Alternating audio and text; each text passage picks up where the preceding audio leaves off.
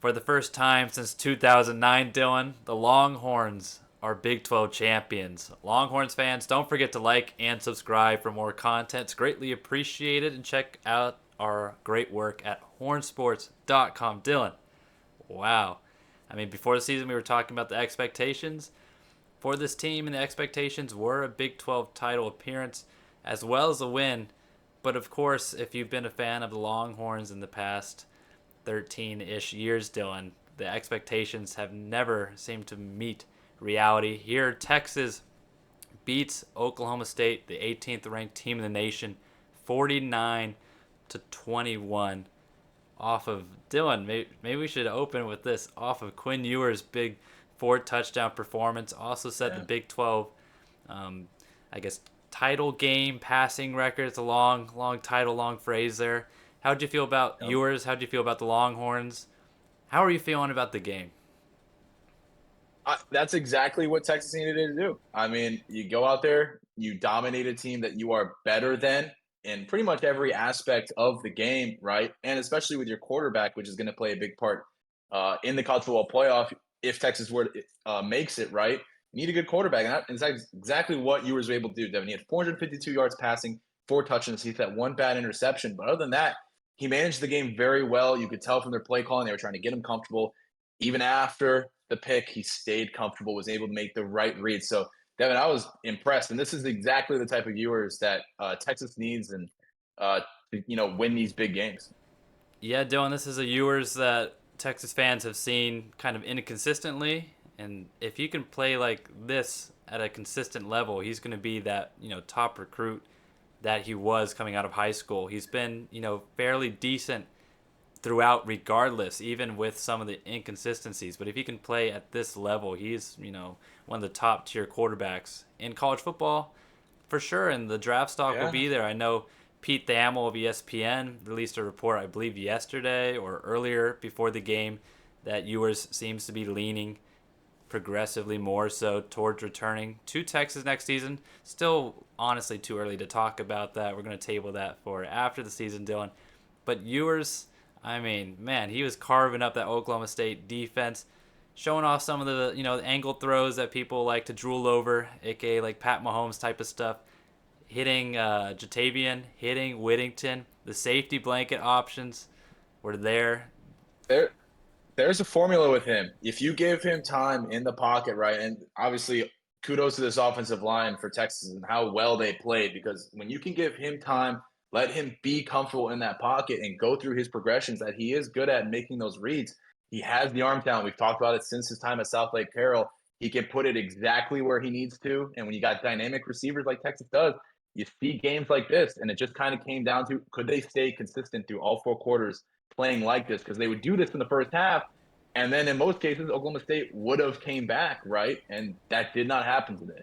Yeah, on that first drive, the second half, Dylan, I don't know about you, but for me, for a split second, you're like, oh boy, here we go again. Yeah. You had a illegal Yep. targeting on the kick return, and then the offense just stalled after really an impressive catch by Jadon Blue, where he had a one-hander, which he kind of pinned against his rear end, Dylan, to get a first down. And then Ewers takes a sack, I believe, on third down. We punt the ball away, and you're just thinking, oh my gosh, as you said earlier, Dylan, this cycle is continuing.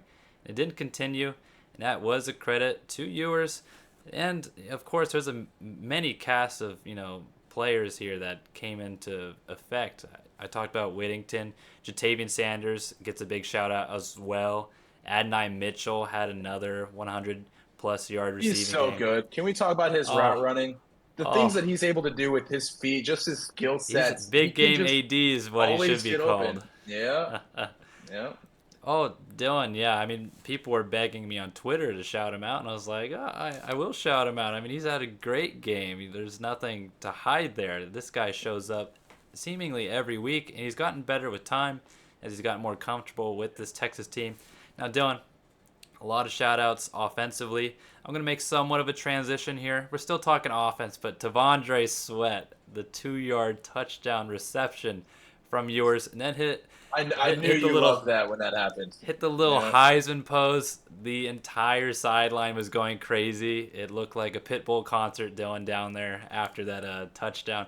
And I mean, I know defensive linemen they're not going to win the Heisman Award. But can we at least get him a ticket to New York for that ceremony, Dylan? Who was the other defensive tackle out there with him? Was it Byron Murphy? Was Byron he out there Murphy in the was same at play? fullback on that. And it was There funny. was two I, defensive players out there that were the only ones running routes. Yeah, it was funny because Byron Murphy had a touchdown reception earlier in the year, and as soon as I saw him running out there, I was kind of thinking to myself, "Oh, it'd be funny if he got another." And then I saw Devon kind of leak out, and I was like, "Oh boy!" And anyone that has followed this Longhorns team knows how funny Sweat is, and so it was nice to see him get a chance. And he said after the game to the media that he's been, begging and harping on Coach Flood, the offensive coordinator, and Coach Sark to dial up his number at some point. I'm sure, especially after he saw Murphy do it earlier in the year. So he had himself his offensive Heisman moment as a defensive player.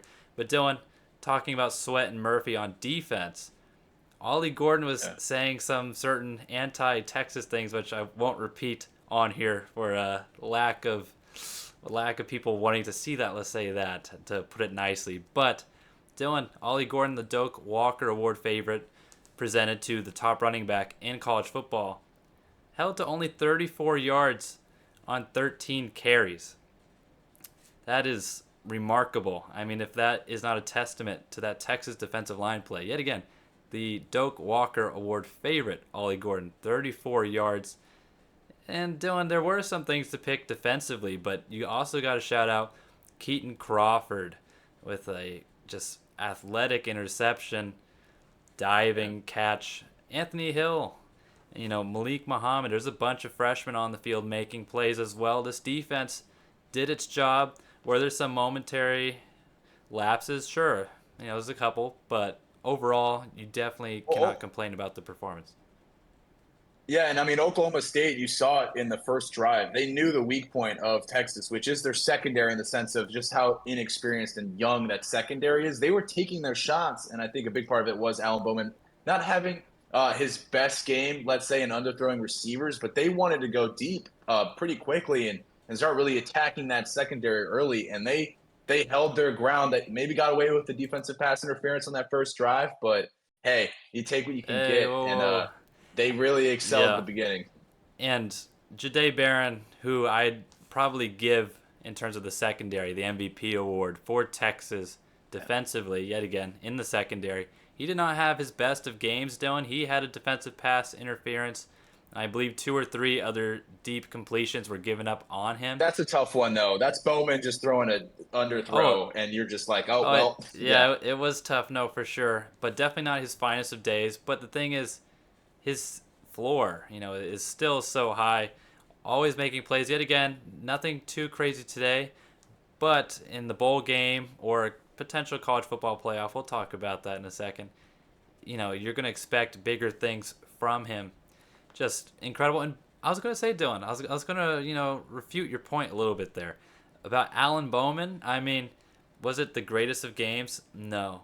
But to be fair, I think he still put Oklahoma State in a position where they had a chance. I know it was a big blowout, but it was really Ollie Gordon that was going to need to help out a little bit in the end. Of course, 34 rushing yards not going to do that. And Bowman threw 3 touchdowns, 1 interception. As you said, though, just accuracy-wise, did struggle on Saturday. The game script got away. Being down 14-0, 8 minutes left in the first quarter. That's not how Oklahoma State wanted to play this game, and they're having to play catch up. So yes, Bowman did not have a bad game in the sense of he has 3 touchdowns, 250 yards, and he's making some good throws at times. But you saw the inaccuracy earlier. It took him a bit to get comfortable, and at that point they're down, 28-7. So you're just fighting a losing battle there, especially with Ollie Gordon. I thought if the biggest thing for Oklahoma State was getting more creative with getting him open or just getting him the ball in general, better yet, because he had 4 receptions and 54 yards. Receiving, obviously, you were not going to be able to run this ball or run the ball on Texas, but finding better ways to get him open, I think, was something that Oklahoma State might have been able to get away because he was really crafty with how he was just, you saw it, one cut, get him past the Yeah. first guy and how dynamic he was. It was just Texas would have 4 guys on him right off the bat, and it was over at that point. And we've seen him at the high school level do just that, where he's out of the backfield, but you got to get crafty in terms of how to get him the ball. And he had some plays, like you said, 4 catches. He had at least 1 or 2 that He made some guys miss on the perimeter and did a little bit of damage, of course, limited damage, but Oklahoma State yet again needed far more damage doing. They needed some nukes on Saturday to try to stop Texas and the Longhorns. And yet again, big program win for Steve Sarkisian, Dylan. But overall, hey, now we're talking a little bit bigger picture. We'll see. Dylan, I'm talking college football playoff picture. Of course, we're going to know the final result on Sunday morning at 11 a.m. Central Time.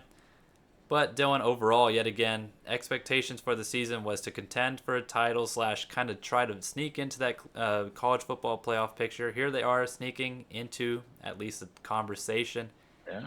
How do you feel about this? The Florida State game just wrapped up, at least in terms of our time over here. I don't know when you guys are watching this, but Florida State, Louisville could not get it done, which would have all but guaranteed Texas a spot. Dylan, how are you feeling about the playoff picture?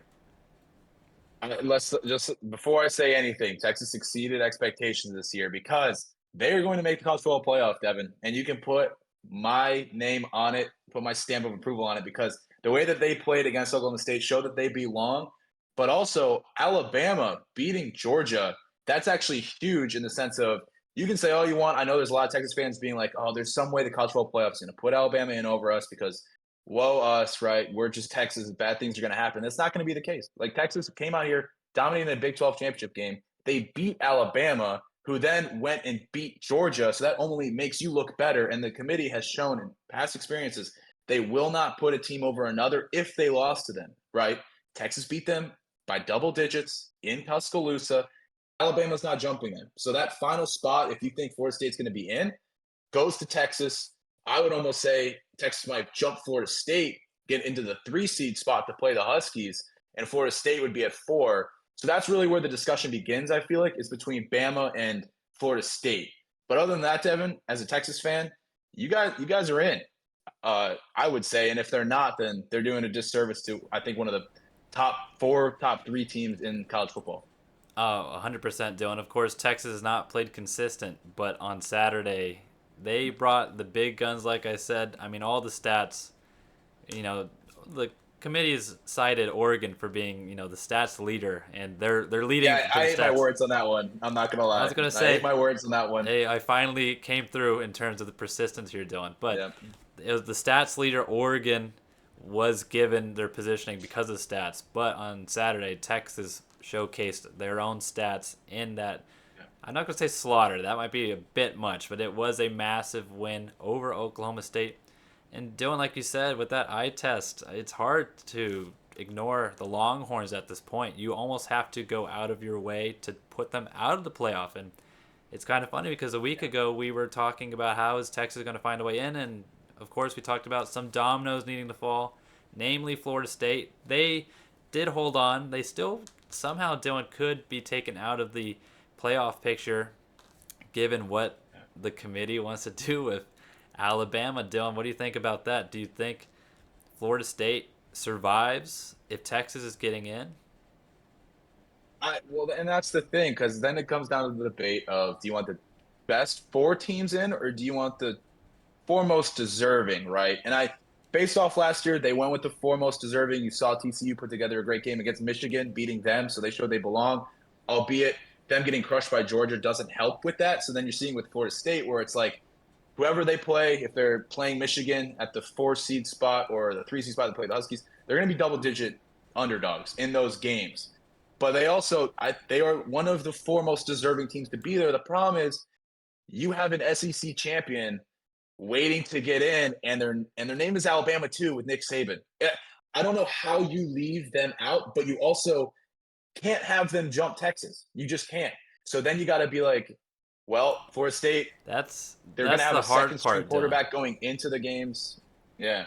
That's the hard part. You're talking about Texas potentially jumping Florida State. I feel like if Florida State survives, it's hard to move them down compared to Texas, because if Texas leapfrogs, and I know this is conspiracy theory board, so work with me, people. But if Texas leapfrogs Florida State, then Alabama is sitting on the outside saying, hey, we're right there with Texas.